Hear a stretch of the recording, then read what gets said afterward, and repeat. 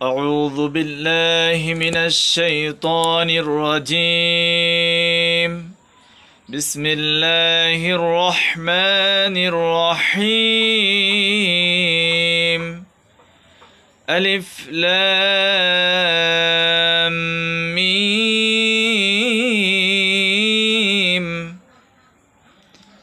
تلك آيات الكتاب الحكيم.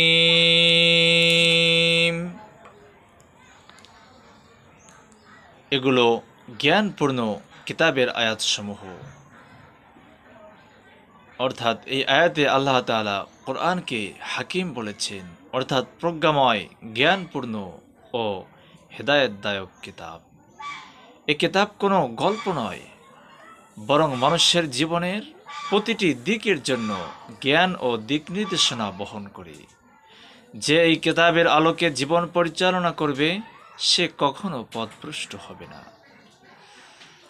হুদা ওয়া রাহমাতাল লিল মুহসিনিন।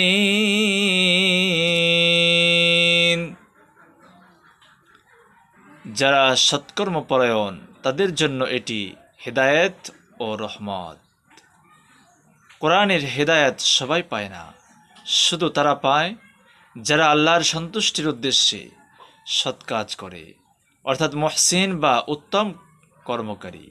তাদের জন্য এই কোরআন দিশা, শান্তি ও রহমতের উৎস। الذين يقيمون الصلاة ويؤتون الزكاة وهم بالآخرة هم يوقنون।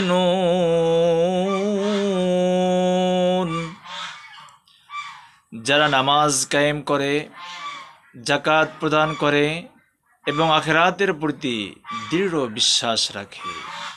এখানে আল্লাহ সেই মুহসিনদের গুণাবলী বর্ণনা করেছেন। তারা নামাজ কায়েম করে, অর্থাৎ নিয়মিতভাবে নামাজ আদায় করে, আল্লাহর স্মরণে থাকে। তারা যাকাত দেয়, অর্থাৎ তাদের সম্পদের নির্দিষ্ট অংশ আল্লাহর পথে ব্যয় করে। আর তারা আখিরাতের প্রতি দৃঢ় বিশ্বাস রাখে। এই বিশ্বাসে তাদেরকে সৎ পথে স্থির রাখে। الذين يقيمون الصلاة ويؤتون الزكاة وهم بالآخرة هم يوقنون।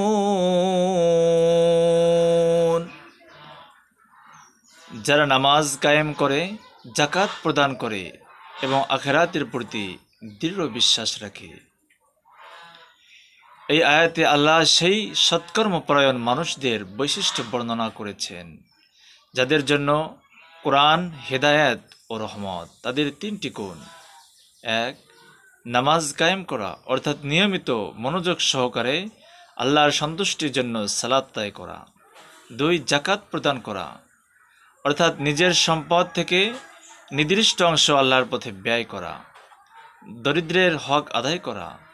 তিন, আখিরাতের প্রতি দৃঢ় বিশ্বাস রাখা। তারা জানে একদিন এই দুনিয়ার জীবন শেষ হবে এবং আল্লাহর সামনে সব হিসাব দিতে হবে।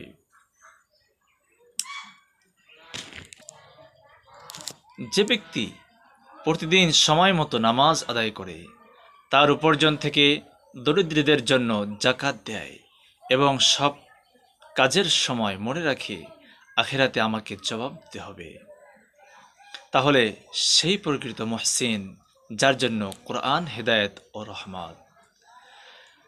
উলাইকা আলা হুদাম মির রাব্বিহিম ওয়া উলাইকা হুমুল মুফলিহুন।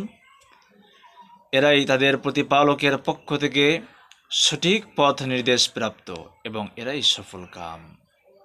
আল্লাহ তাআলা ঘোষণা করলেন, যারা নামাজ কায়েম করে, যাকাত দেয় এবং আখিরাতে বিশ্বাস রাখে, তারাই সত্যিকার অর্থে হেদায়েত প্রাপ্ত এবং পরকালীন জীবনে সফল হবে।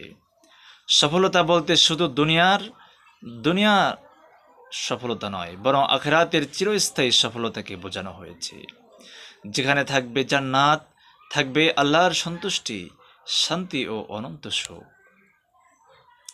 মনে করেন একজন মানুষ দুনিয়ায় অনেক ধনী বা বিখ্যাত হলেও যদি আল্লাহর নির্দেশ না মানে, আখিরাতে সে ব্যর্থ হবে। কিন্তু একজন সাধারণ মানুষ যদি আল্লাহর আদেশ পালন করে, নামাজ পড়ে, যাকাত দেয়, তাহলে সে দুনিয়ায় শান্তি পাবে এবং আখিরাতে জান্নাতের পুরস্কার অর্জন করবে। এই প্রকৃত সফলতা। প্রিয় শ্রোতাগণ, সূরা লোকমানের 1 থেকে 5 নম্বর আয়াত আমাদের শেখায়, সত্যিকার হেদায়েত ও সফলতা আল্লাহর কিতাব অনুসরণেই নিহিত। যে নামাজ কায়েম করবে, জাকাত দেবে, আখিরাতে বিশ্বাস রাখবে, আল্লাহ তাকে দুনিয়া ও আখিরাত দুই দিকেই সফল করবেন। আসুন আমরা সবাই এই আয়াতগুলোর আলোকে জীবন গড়ে তুলি।